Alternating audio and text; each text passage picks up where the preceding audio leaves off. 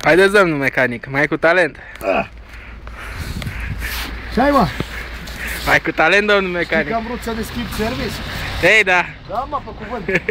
Și te mă apucai de reparat Daci? Singur? Nu, iar mai vorbă că știi tu cine trebuie să angajezi. Cine? Alex? Da. Ei, da. Pe cuvânt. Mergea. Mergea. Dacă se pricepea, era bun. Mergea, dar... Mai că trebuia să stai un pic cu biciu pe el ca să-și facă treaba. Păi și cu biciu, dar și trebuia să fac programul de la 12 să deschid, știi? Păi, da, la 12. Păi tu ce crezi, mă, că așa stă treaba? Până mănâncă, până nu știu ce, pe la 2 deschidem. Dar lumea nu trebuie să odihnească sau ce? Nu înțeleg. Ha? Păi ce-i, pasă lui? Haideți, domnul mecanic, uitați, în 5 minute a schimbat o pompă. Aia 5 minute și tu, 7. Păi cam 7. Ce expert. L-ai bătut și pe Alex, ia uite. Stai, mă, că nu mai văd. Ce pompă strălucitoare. Ce? Ce pompă strălucitoare. Se vede, a? Hai să zic, uite așa încetul cu încetul se începe mecanica. Băi, de la Nissan Titan la Dacia? Dar ce are? Tu știi că Nissanul îl vând la un prieten al meu și mi-au loc un Chevrolet? Chevrolet. Da. De care? Silverado din ala, Z71. Și motor de? 5.000, dar îl las cu numai de acolo, nu îl matriculez aici. Mă, că e mică Și taxa știi aici. cu e, nu știu dacă nu-l iau pe alu grasul. Da? Da, e unul roșu, fain, numai că e cu 3 locuri în față, nu are și în spate, hai mă nervează, nu e ca Nissanul meu, știi? Dar ce vrei să Nissanul meu car cu ar el? avea ce? Dar ce vrei să car cu el? Cort? În spate? Nu, mă refer în spate, nu, nimic, așa, e așa în moda în ziua de astăzi. Mașinile astea, camionete, știi? Aha. Nu vezi Nissanul Navara aici în România și...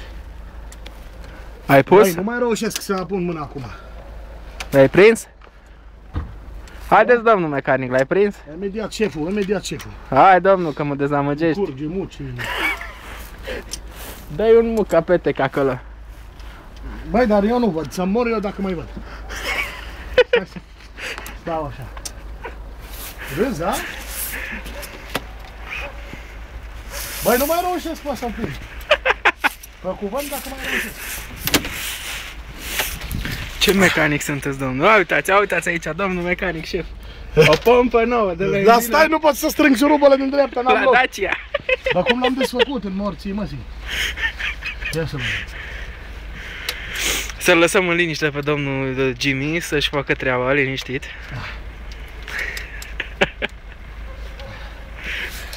Bine că am scăpat de BMW-ul. L-a lovit ăsta. Ia.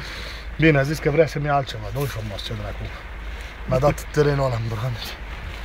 Să iau și mașina. Și rulota aia. Hai, mă! Nu mai merge să prind, mă, de ce? Aici este teorie, tu ce crezi, că e așa simplu? Tu stai și filmezi ca o... Păi da, ce altceva am de lucru? Aoleu, ce mă nervează. Nu pot să prind, știi, îngust acolo locul.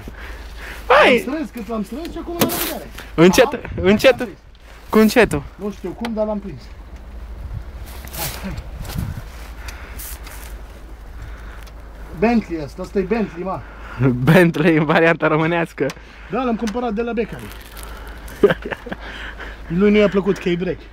Aha, și că e albă. Da, nu, alt merge, da. Hai, mă. Aha. Gata? Stai că am prins funicheria. Domnul mecanic. Dice-vă. Vezi că am uitat să spun, trebuie să acoperi un pic delcoul ăla cu ceva. Unde? Care-i de acolo? Ăla de unde ies firele alea multe. Ah. Că dacă ninge pe el, ai Acum, subtă. după ce s-a... Și electromotorul ar fi bine. Ce era? Electromotorul.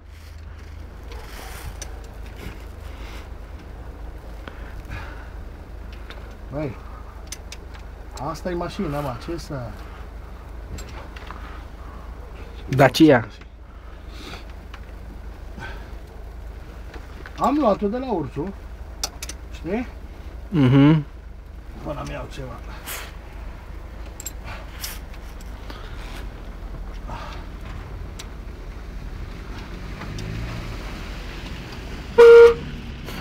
Ăsta e claxon, mă, fute-i claxonul, pește. De când te făzezi? M-am speriat, mă. Pe cuvânt că m-am speriat. Dar ăsta e claxon? Am păzit atâta degeaba să înțeleg. Am crezut că ai și tu claxon, nu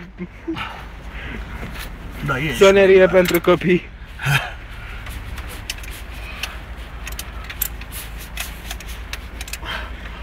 Băi, nu știu, am strâns bine, nu mai pot să prind. Doare și mâna deja. Gata, domnul, asta este pentru YouTube. Da? Nu? Eu nu mai strâng. Cum se repară Dacia? Aoleu, mâinile mele. YouTube vrei să bagi, ha? Nenorocitule. Acum, băi, mai știm unde e, cum? Service Dacia. Service Dacia.